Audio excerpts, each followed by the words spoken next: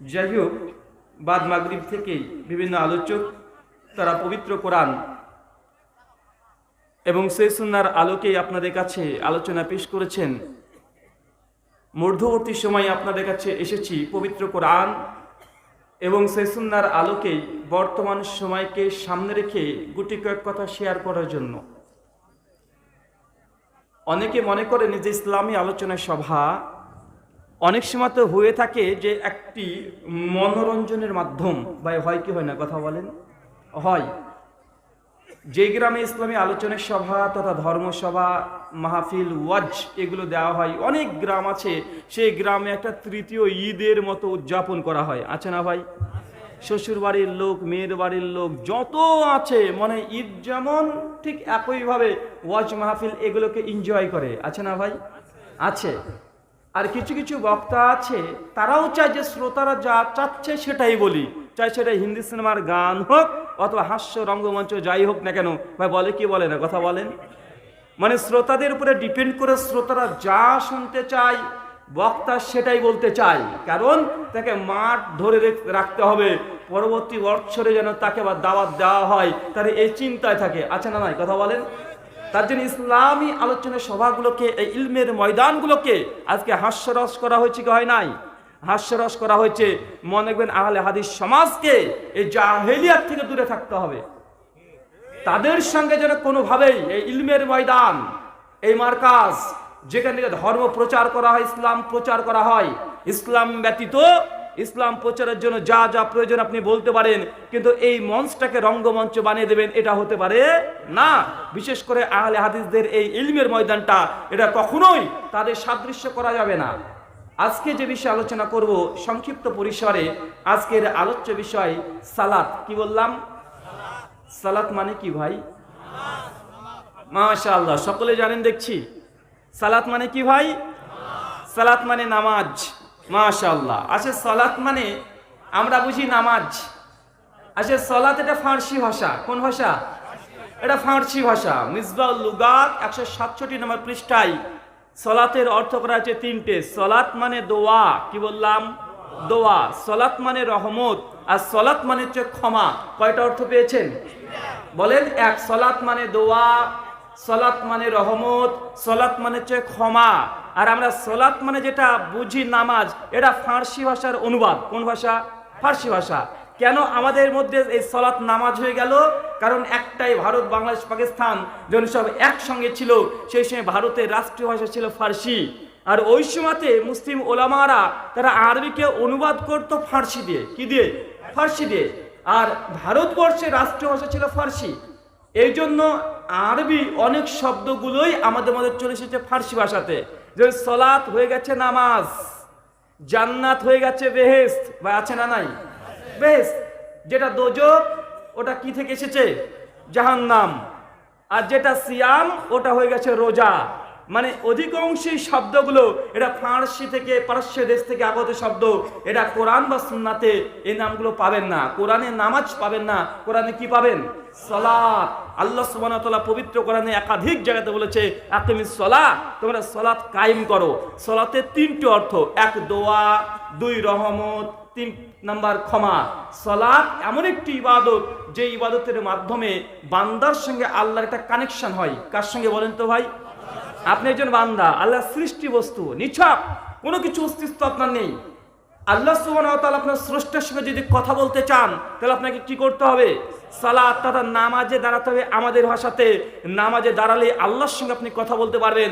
প্রমাণ সহিহ মুসলিম কিতাবুস সালাত বাবুল কিরাত, হাদিস নাম্বার 768। আবু হুরায়রা একজন সাহাবী, সবচেয়ে হাদিস যিনি বেশি বর্ণনা করেছে, সে সাহাবীর নাম কি? কথা বলেন। আবু হুরায়রা রাদিয়াল্লাহু তাআলা আনহু। তার কাছে একজন পারস্যের একজন সাহাবী এসে বলছে, আবু হুরায়রা, যখন আমরা ইমামের পেছনে থাকবো তখন কি সূরাতুল ফাতিহা পড়বো? ভাই প্রশ্নটাই মধ্যে বোঝা যাচ্ছে আমাদের সমাজে একটা সমস্যা আছে, আছে না নাই? ইমাম পেছনে সালাত সূরাতুল ফাতিহা পড়তে হবে কি হবে না? সহিহ মুসলিম কিতাবুস সালাত বাবুল কিরাত, হাদিস নাম্বার 768। আবু হুরায়রা 1400 বছর আগে তিনি সিদ্ধান্ত দিয়ে গেছেন যে তুমি যখন ইমামের পেছনে থাকবে, ইকরা বিফি নাফসিক, সেই সময় তুমি সূরা ফাতিহা পড়বে, তোমার জিহ্বা নড়ে নড়ে তো শব্দ হবে না। তোমার নাফস দিয়ে অন্তর দিয়ে পড়ো, তোমার যে জিহ্বা নড়বে কিন্তু কি হবে না, শব্দ হবে না। পড়া তিন ধরনের হয়। এক, এই দেখেন আমি এটাকে নিয়েছি, পড়ছি, চোখ দিয়ে পড়ছি, কোনো শব্দ পাচ্ছেন? কিন্তু আমি পড়ছি, জিহ্বা নড়ছে না।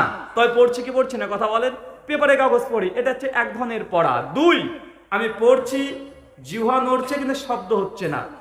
তিন, পড়বো, জিহ্বাও নড়বে, শব্দও বের হবে। এই তিন ধরনের পড়া হয়। হাদিস যেটা আছে ইকরা বিআফি নাফসিক, সেই সময় তুমি পড়বে এমন ভাবে যে তোমার জিহ্বাটা নড়বে, তবে আওয়াজ হবে না। আবু হুরায়রা যখন এই কথা বললেন ওই পারস্যের সাহাবীকে, যে তুই তখন ইমামের পেছনে মনে মনে পড়বে, কারণ আমি নবীকে বলতে শুনেছি লা সালাতা লিমান লাম ইকরা বিফাতিহাতিল কিতাব, যে ব্যক্তি নামাজের মধ্যে সূরা ফাতিহা পড়ে না ও নামাজি হয় না। কথা বুঝতে পারছেন? যে ব্যক্তি নামাজে সূরা ফাতিহা পড়ে না ওই ব্যক্তির নামাজ হয় না। আবু হুরায়রা এই কথা বলে আরেকটা হাদিসকে কোট করছে, কারণ আল্লাহ সুবহানাহু ওয়া তাআলা বলেছেন বান্দা যখন সালাতের মধ্যে সূরাতুল ফাতিহা, এই সূরা ফাতিহা পড়ে, সেই সময় আল্লাহ আসমান থেকে আমাদের প্রত্যেকটা আয়াতের জবাব দেয়। কে জবাব দেয় বলেন? আল্লাহ। যখন আমরা পড়ি আলহামদুলিল্লাহি রাব্বিল আলামিন, আল্লাহ আসমান থেকে জবাব দিয়ে বলে হামিদানি আবদি, আমার বান্দা আমার প্রশংসা করছে। আমরা বলছি কি সমস্ত প্রশংসা আল্লাহ, একমাত্র তোমার। আর আল্লাহ আসমান থেকে জবাব দিয়ে বলে হামিদানে আব্দি, আমার বান্দা আমার প্রশংসা করছে। মানে আপনি সূরা ফাতিহার একটা আয়াত পড়বেন আর আল্লাহ আসমান থেকে তার জবাব দিচ্ছে, মানে আল্লাহ আপনার সাথে কথা বলতে চাচ্ছে। আল্লাহ কথা বলছে, আমি আপনি বুঝতে পারছি না, শুনতে পারছি না, এটা ঠিক, কিন্তু আল্লাহ যে আমাদের জবাব দেয় এটাও ঠিক। ইমামের পেছনে সূরা ফাতিহা এই হাদিস থেকে প্রমাণিত হয়, এবং এই হাদিস প্রমাণ করে বান্দার সঙ্গে আল্লাহর একটা কানেকশন, একটা মাধ্যম। যদি কথা বলতে চান আপনাকে সালাতে দাঁড়িয়ে যেতে হবে। আল্লাহ নবী যখন বিপদে পড়ে যেতেন সেই সময় কি করতেন? সালাত আদায় করতেন। সাহাবা রাদিয়াল্লাহু আনহুরা বলেন যে আমরা যদি কোনো জিনিস হারিয়ে যায়, জুতোর যদি ফিতা যদি হারিয়ে যেত, তো আমরা আল্লাহর কাছে চাইতাম। আমরা কার কাছে চাই? পীরের কাছে। আছে না নাই? পীর বাবার কাছে চলে যায়। কেন? কারণ আপনার 5 বছর বিয়ে হয়েছে, সন্তান হয় নাই। এখন আপনি বুঝতে পেরে গেছেন, আপনার বউটা বুঝতে পেরে গেছে যে আল্লাহ সন্তান দেওয়ার মালিক। 5 বছর যখন সন্তান হয় নাই, আল্লাহ দিতে পারবে না, এখন পীর বাবা দিতে পারবে। এই জন্য আল্লাহকে ফেলিওর ভেবে আমরা কবর মাজারে যাই কি যায় না? কথা বলেন। কবর মাজারে আমরা ঠিক চলে যাই। আমরা যত রকমের যখন দেখছি কোনো বালা মুসিবতে পড়ে গেছি, ডাক্তার পারছে না, আল্লাহর কাছে দোয়া করেছেন, আল্লাহ হয়তো আপনাকে সুস্থতা দান করেনি, আপনি চলে যাচ্ছেন মাজারে, গিয়ে বলছেন দুটো খাসি দেবো যদি ভালো হয়ে যায়। আছে না নাই? কথা বলেন। আছে ভাই, চিন্তা করেন। মানে আপনি মনে করছেন যে আল্লাহর কাছে চেয়েছি পাই নাই, নিঃসন্দেহে পীরের কাছে পাবো, এমন আকীদা আছে না নাই? এমন আকীদা আছে। কিন্তু আপনার পীর সাহেব সে যদি অসুস্থ হয়, সে আমাদের চলে যায় ইন্ডিয়া, ব্যাঙ্গালোরে। পীরের অসুস্থ হলে কোথায় যায়? ব্যাঙ্গালোরে যায়। আর মুরিদ যদি অসুস্থ হয় মাজারে যায়। তো পীর যদি মানুষের রোগ বালা মুসিবত ভালো করতে পারে, ভাই বলুন তো তাকে কখনো যাওয়ার দরকার আছে? ইন্ডিয়াতে, চেন্নাই যাওয়ার প্রয়োজন আছে? ব্যাঙ্গালোরে যাওয়ার প্রয়োজন আছে? কানাডায়, আমেরিকা, সব জায়গায় পীর যায় আর মুরিদ যায় মাজারে। মানে আপনাকে বুঝতে হবে পীরের আপনার কোনো ক্ষমতা নেই। আপনার যদি কিছু প্রয়োজন হয়, আপনি সালাতের মধ্যে দাঁড়িয়ে যান, নামাজে দাঁড়িয়ে যান, আল্লাহর কাছে চান, আল্লাহ দিতে পারেন কি পারেন না? আল্লাহ সুবহানাহু ওয়া তাআলা দিতে পারেন। যখনই বিপদে পড়ে যাবেন সালাতে দাঁড়াবেন। সহিহ বুখারী হাদিস নাম্বার 2217। আল্লাহ নবী বলছেন এই পৃথিবীর জমিনে 3 জন এমন সন্তান জন্মগ্রহণ করেছিল যারা মায়ের কোল থেকে কথা বলেছিল। কথা বুঝতে পারছেন? মায়ের কোলে থাকা অবস্থায়, বয়স 10 দিন, 12 দিন, 50 দিন, এমন কথা বলা সম্ভব নয়, কিন্তু 3 জন সন্তান ছিল, 3 জন ছেলে জন্মিয়েছে যারা মাতৃ গর্ভে থেকে বের হওয়ার পরে তারা কথা বলেছে। 1 নম্বর ঈসা ইবনে মারইয়াম, তথা আমাদের ঈসা নবী আলাইহিস সালাম, তিনি মাতৃগর্ভের বের হওয়ার পরে যখন ইহুদিরা এসে বলছে মরিয়মকে, মরিয়ম তুমি কি অন্যায় কাজটা না জেনে করেছো? তুমি ব্যভিচার করেছো, তোমার তো বিয়ে হয়নি, সন্তান পেলে কোথায়? নিঃসন্দেহে তুমি ওই যে তার সঙ্গে জেনা করে ব্যভিচার করে সন্তানকে নিয়ে এসেছো। যখন এই অভিযোগ মারিয়ামের উপরে অপবাদ চলে এসেছে, ঠিক সেই সময়তেই ঈসা সালাম কোলে ছিলেন, সঙ্গে সঙ্গে মুখটাকে ঘুরিয়ে বলছে ইন্নী আব্দুল্লাহ, আমি আল্লাহর গোলাম। সঙ্গে সঙ্গে কথা বলে তার মার উপরে যত অভিযোগ সেই সময় ইহুদিরা করেছিল, ঈসা সালাম বাচ্চা অবস্থায়, কোলে থাকা অবস্থায় প্রতিবাদ করেছিল। কথা বুঝতে পারছেন কি ভাই? তার মানে 3 জন সন্তান ছোট অবস্থায়, কোলে থাকা অবস্থায় কথা বলেছিল। আমরা যে কথা বলছিলাম, তিনজন সন্তান এমন পৃথিবীতে এসেছিল যারা মাতৃগর্ভে থেকে বের হওয়ার পরেই শৈশবকালের কথা বলেছিল। তার মধ্যে একজন নবী ঈসা আলাইহিস সালাম, দ্বিতীয় আরেকজন ছিলেন, তিনি নবী ছিলেন না, একজন বনী ইসরাইলের একজন উম্মত ছিলেন, নাম হচ্ছে ইবনু জুরাইজ। নাম শুনেছেন? ইবনু জুরাইজ প্রসঙ্গে আল্লাহ নবী হাদিস বর্ণনা করছে, তার ঘটনা জীবন বৃত্তান্ত বর্ণনা করছে। ইবনু জুরাইজ তিনি অনেক বড় একজন আল্লাহর ওলি ছিলেন, বুজুর্গ ব্যক্তি ছিলেন, আপনাদের পীরের মতো না, আসলে সে বুজুর্গ ছিলেন, খুব ইবাদত গুজার বান্দা ছিল, সবসময় জিকির আজকার তাসবিহ তাহলিল, সবসময় সলাতের মধ্যে দাঁড়িয়ে থাকতো। একদা ইবনু জুরাইজ তিনি সলাতের মধ্যে দাঁড়িয়ে আছেন, তিনি নামাজ পড়ছেন, হঠাৎই তার মা চিৎকার করে ডাকছে, জুরাইজ কোনো উত্তর দিচ্ছে না। জুরাইজ চিন্তা করছে, একদিকে আমি আল্লাহর ডাকে সাড়া দেবো না আমার মায়ের ডাকে সাড়া দেবো, চিন্তায় পড়ে গেছে, নামাজে আছে। একটু পর আবারও তার মা বলছে জুরাইজ তবু উত্তর দিচ্ছে না, তিনি সংশয়ের মধ্যে পড়ে গেছে, কার ডাকে সাড়া দেবো? একদিকে মা ডাকছে আর একদিকে আল্লাহর সঙ্গে কথা বলছি। তৃতীয়বার যখন তার আম্মা জান আবার ডেকেছে জুরাইজ, তারপরে সে সিদ্ধান্ত নিতে পারে নাই, মায়ের ডাকে সাড়া দেবো না আল্লাহর সঙ্গে কথা বলছি, এই কথার মধ্যে বিঘ্ন ঘটাবো। তিনবার যখন ডাকা শেষ হয়ে গেছে, তার মা রেগে গেছে, রাগার পরের সঙ্গে সঙ্গে তার সন্তানের উপর লানত করেছে, অভিশাপ দিয়েছে। আল্লাহ বলছে, আল্লাহ আমার জুরাইজ যেন বেশ্যা নারীর মুখ না দেখা পর্যন্ত তার মৃত্যু না হয়। এই হাদিস থেকে মা বাবাকে শিক্ষা নিতে হবে, আপনার সন্তানের উপরে যতই রেগে যান না কেন, তাকে আপনি কখনো অভিশাপ দেবেন না, লানত করবেন না, তার জন্য বদদোয়া করবেন না। সন্তানের জন্য বাপ মা যেমন দোয়া করলে একদম ডাইরেক্ট কোনো বাধা ছাড়া কবুল হয়ে যায়, মা বাপ যদি সন্তানের জন্য কোনো খারাপ দোয়া করে, বদদোয়া করে, আল্লাহ সরাসরি কবুল করে নেয়। তার পিতামাতা কখনোই কোনো সময় যত বড় আপনার সন্তান অপরাধ অন্যায় করুক না কেন, বদদোয়া করবেন না, করলেই আল্লাহ সুবহানাহু ওয়া তাআলা কবুল করে নেয়।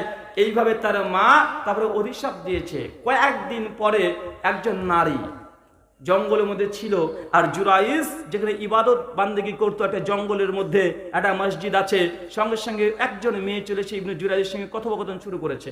কথায় কথায় তাকে কুপ্রস্তাব দিয়েছে, খারাপ প্রস্তাব, মানে সেক্সুয়াল রিলেশন, তার সঙ্গে শারীরিক সম্পর্ক করবে, ব্যভিচার করবে, এই প্রস্তাব দিয়েছে। ইবনে জুরাইজ সঙ্গে সঙ্গে অস্বীকার করেছে, সঙ্গে সঙ্গে দুর্বল গতিতে পালিয়ে এসেছে। আর মেয়েটা তার পিঠ ছাড়ছে না, সে তার সঙ্গে নোংরা কাজটা করবেই, এরকম একটা চিন্তা।